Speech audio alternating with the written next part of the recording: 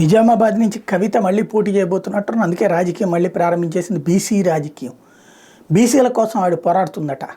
మరి 10 ఏళ్ల నుంచి ఎందుకు పోరాడలేదో అర్థం కాలేదు. బీసీలకు ఎన్ని పదవులు ఇచ్చారు? బీసీల్లో ఎవరు ఎదిగారు అసలు వాళ్ళ హయాంలో?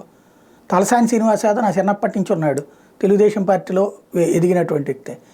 అసలు ఏ బీసీ తెలంగాణ రాష్ట్ర సమితి పార్టీలో ఓ బలమైన బీసీ నాయకుడి పేరు చెప్పండి. ఒక్కళ్ళు ఇదిగో ఇతను మంచి పాపులరు, బీఆర్ఎస్ వచ్చిన తర్వాత లేదా టీఆర్ఎస్గా వచ్చాక మేము ఈ స్థాయికి తెచ్చామని ఎవరి పేరు కనబడదు, ఎవరి పేరు వినబడదు. పోనీ ఏంటది, అసెంబ్లీలో జ్యోతిరావు పూలే విగ్రహం పెట్టాలట. మొన్ననే కదా, వాళ్ళ నానే కదా ముఖ్యమంత్రి 10 సంవత్సరాలు, అప్పుడెందుకు గుర్తుకు రాలేదు?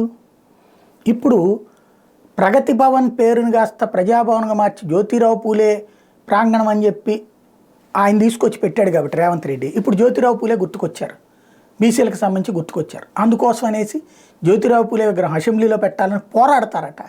10 సంవత్సరాలు ఎందుకు పోరాడలేదు వాళ్ళ నాన్న మీద? ఇంకోటి బీసీల కోసం ఇప్పుడు ఆవిడ పోరాడుతుందంట.